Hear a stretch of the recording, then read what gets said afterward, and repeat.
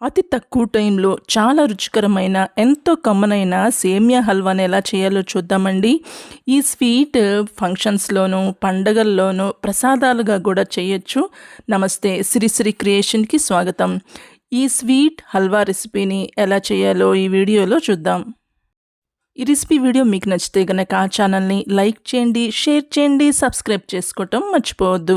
ముందుగా బాండీలో ఒక 2 టీ స్పూన్ల నెయ్యి వేసి ఈ నెయ్యి కరిగిన తర్వాత సేమియాని వేగించుకోవాలి రోస్ట్గా. రోస్టెడ్ సేమియా అయితే వేగించుకోకర్లేండి, కానీ నేను నార్మల్ సేమియాని వాడుతున్నాను కాబట్టి రోస్ట్గా వేగిస్తున్నాను. మొత్తం 2 కప్పుల సేమియాని తీసుకున్నాను. ఈ సేమియాని రోస్ట్గా వేగిస్తున్నాను.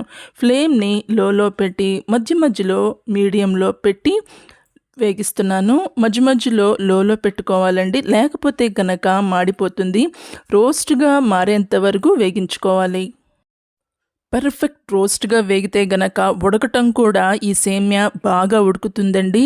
ఇలాగా రోస్ట్గా వేగించుకున్న తర్వాత పక్కన పెట్టి ఉంచుకోవాలి. ఇప్పుడు బాండీలో నెయ్యి వేసి ఈ నెయ్యి వేడెక్కిన తర్వాత ఇందులోకి జీడిపప్పు వేసుకోవాలి. ఈ జీడిపప్పుని ఫ్లేమ్ని లోలో పెట్టి వేగించుకోవాలి. రోస్ట్గా మారేంత వరకు వేగించుకోవాలి. రోస్ట్గా మారే టైంలో ఇప్పుడు కొన్ని కిస్మిస్ని యాడ్ చేస్తున్నానండి. కిస్మిస్ని కూడా వేగించుకోవాలి. ఫ్లేమ్ని లోలో పెట్టి ఈ కిస్మిస్ని వేగించుకోవాలి. కిస్మిస్ వేగి నెమ్మదిగా పెద్దవవుతాయి. ఈ స్టేజ్లో జీడిపప్పుని కిస్మిస్ని తీసేసి పక్కన పెట్టి ఉంచుకోవాలి. ఇప్పుడు అదే బాండీలో నీళ్లు కలుపుకోవాలండి. నేను 2 కప్పుల సేమియాని వాడాను కాబట్టి 4 కప్పుల నీళ్ళని కలుపుతున్నాను. అంటే 1 కప్ సేమియాకి 2 కప్పుల నీళ్ళని వాడాను. ఇప్పుడు నీళ్లు ఉడుకు పట్టడం స్టార్ట్ అయిన తర్వాత వేగించిన ఈ సేమియాని కలుపుకోవాలి. సేమియా కలిపేటప్పుడు ఫ్లేమ్ని లోలో పెట్టి ఉంచుకోవాలి. నీళ్ళల్లోకి సేమియా కలిపిన తర్వాత నెమ్మదిగా ఉడుకు పట్టడం స్టార్ట్ అవుతుంది. లోలో పెట్టుకొని మధ్య మధ్యలోకి మీడియంలోకి మారుస్తూ ఉడికించుకోవాలి. నీళ్లు తగ్గిపోయి సేమియా ఉడుకు పట్టి నెమ్మదిగా దగ్గర పడటం స్టార్ట్ అవుతుంది. మధ్యలో ఇలాగా మిక్స్ చేస్తూ అడ్జస్ట్ చేసుకోవాలి. సేమియా దగ్గర పడిన తర్వాత ఇందులోకి పంచదారని కలుపుకోవాలి. 2 కప్పుల సేమియా కలిపాను కాబట్టి సరి సమానంగా 2 కప్పుల పంచదారని కలుపుతున్నాను. పంచదార ఇందులో కరిగిపోవాలండి. పంచదార వేసిన తర్వాత దగ్గర పడిన సేమియా ఒకసారి పలుచబడుతుంది. ఇలాగ ఫ్లేమ్ని లోలో పెట్టి మిక్స్ చేసుకోవాలి. పంచదార కలిపిన తర్వాత ఫ్లేమ్ని లోలో పెట్టి ఇలాగా కలుపుతూ ఉండాలి. ఉడికి నెమ్మదిగా దగ్గర పడటం స్టార్ట్ అవుతుంది.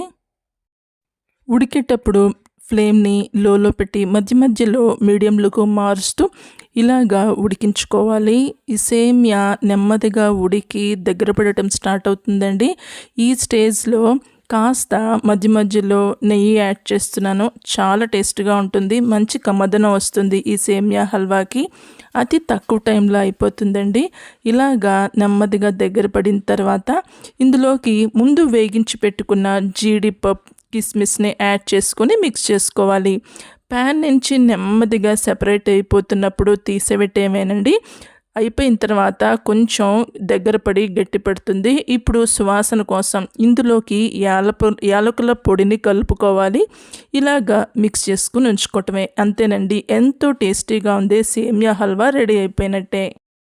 ఈ సింపుల్ రెసిపీ ఎంతో రుచికరమైన రెసిపీ మీకు నచ్చితే ఛానల్ని లైక్ చేయండి, షేర్ చేయండి, సబ్స్క్రైబ్ చేసుకోవటం మర్చిపోవద్దు.